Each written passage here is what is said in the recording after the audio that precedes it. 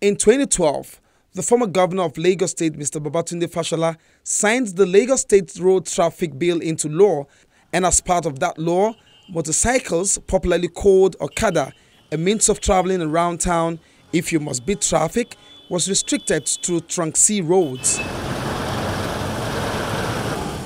Essentially, traveling by these motorcycles along the highways and across long distances, say for the mainland to the island, became outlawed. Also added to that reason was the border on the engine capacity of those bikes. 6 years after, population burst and continuous surge into Lagos meant increased businesses, more people moving from point A to point B, more cars, more trucks, leading to huge traffic management challenges faced daily by officers. We're looking to solve major problems in this space. Two major problems actually. One was the unemployment rates that we saw in the country that had been skyrocketing for quite some time. And we felt, this was a very strong opportunity for us to come into the market and give back to people, basically empower people on our platform to move people around safely. So that was one of the problems we were looking to solve. The second problem we were looking to solve was the issue of transportation in Lagos and of course in Nigeria as well. Starting from Lagos, as you might know, the traffic situation is getting worse, and we felt motorcycles are the most functional form of transport. And if we could come into the market and sort of change the negative perception with these motorcycles, give people an alternative to move around, then we would be able to offer those services effectively. So those were the two problems that we came into the market to solve. We wanted to basically leverage on our experiences and also where we had the most control. Looking at the transport landscape in Lagos, bikes, as I mentioned, are the most functional form of transport, right? If you want to get people out of traffic, other forms of transport like buses, cars, they would still be stuck. So it's only the bikes that we could leverage on immediately to really get traction. And that's why we started off with bikes. However, in the future, we look to open up into different verticals, all in the goal of eliminating the traffic situation and getting people safely across Lagos. But given the near collapse of vehicular movement owing to the insistence of truck drivers to use the major highways as a parking lot, people must find other means of commuting. So what do we have?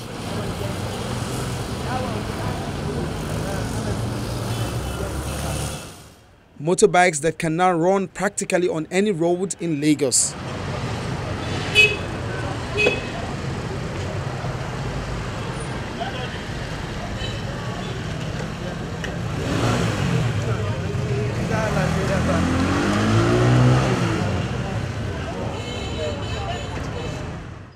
The bikes that you see here are here for maintenance. So they are bikes that drivers bring in here to do preventive maintenance and also to do repairs also. So that's why you see these bikes that are down here. And we also have some other bikes that are waiting to be assigned to drivers. You can see, if you go in there, you can see some drivers who are currently undergoing trainings. So they are waiting to receive bikes. So some of the bikes you see here are just for those guys that are in there. Yeah, so you talked about maintenance, and I'm wondering how often, in terms of routine, do they have to do this? Okay, you have two different types of maintenance. So you have the preventive maintenance, and you also have the scheduled maintenance and the unscheduled maintenance. So what they do during the weekdays is the unscheduled maintenance. You get, and during the weekends we do scheduled maintenance. So where everybody brings in their bike. Yeah. So we also have a station at the Paja area. So where some of them also go to. So, for maintenance? Yeah, for maintenance. So during the weekend, they ensure they check every part of the bike to ensure that you can have a smooth operation during the week. It's got the engine capacity, 200cc, which is above the government recommendation. And what's more interesting, technology has been introduced, meaning you can actually book for a commercial motorbike ride from your phone and to any destination. Everything we do is within the extent that law permits us. So the law doesn't restrict bikes from moving everywhere. It only restricts a certain type of bike, which our own bike is allowed to move freely across Lagos. Because it is you, yes, or because it's the bike? No, because of the bike. So these are 200cc bikes. Okay. The restrictions were placed on 100cc bikes, okay, which are the other Bajaj that you see on the road. Do you understand? But these bikes are allowed to roam freely because they have enough engine capacity to move across all the roads in Lagos. I see it's just got a big fuel tank. How many liters is this fuel tank? So this is 15 liters fuel tank. Wow. Yeah. Interesting. It's pretty simple. Customers can use the service in two ways.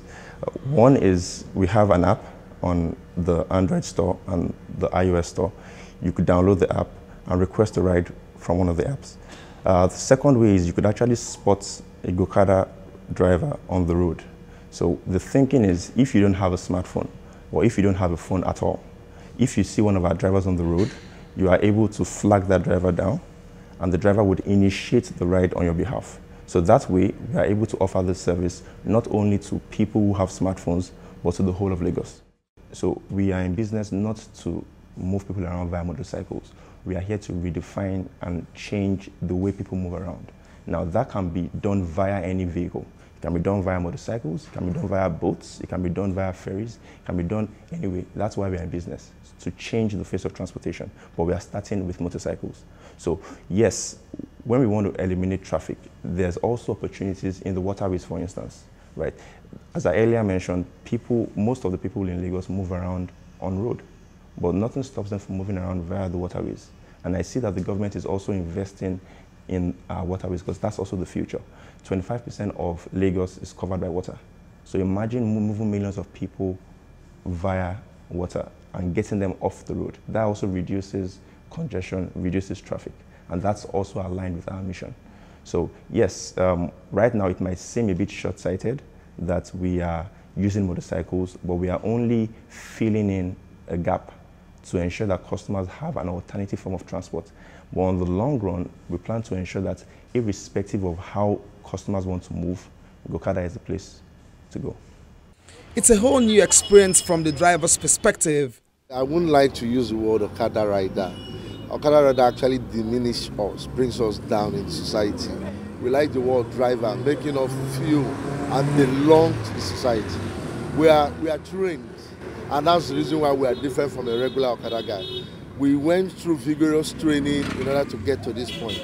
And not just getting to this point, we are made drivers. And there's a distinction between we and the regular Okada guys. The regular Okada guys, if I'm to go by what the government of the day wants, the government of the day wants a standard organized driver, just like what Gokada is doing for youths in Lagos here. And it's a good thing for us. Take for instance, regularly from here down to the island, it takes some people about an hour or two to get down to their destination on the island. But with the help of these bikes, we can actually move riders or customers from here to any part of the island just before we are there. And just like, let me give you a good example, like that particular day the Top Mainland Bridge was actually shut down. It went a long way in helping Lagosians get to their different locations on time and at a very small amount of money. Several measures in this new line of commuting suggest safety, security, maintenance and competence as a serious thought. People who have seen us move around, they get a sense of a new kind of transport in place. They see the traditional Okadas taking one ways, they see them not wearing helmets, but when they see us, because we are branded, anyone can spot us. So from the accountability standpoint, we want to be accountable. We want to show the commuters in Lagos, we want to show the government that we are accountable to the people. So when you spot our drivers on the road, they wear helmets. When you are taking a ride, they give you a disposable hairnet. They use an app. So we follow the rules. So when people see this, it communicates trust and safety to them. While this may appear a short-sighted solution to a perennial problem, it is definitely a response to a socio-economic challenge.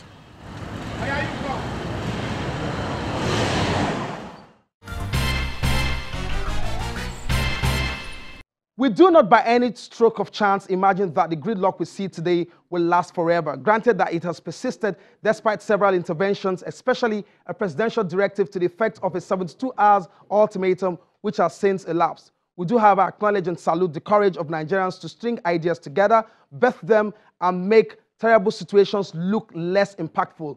Thanks for staying with us. See you next time. Bye for now.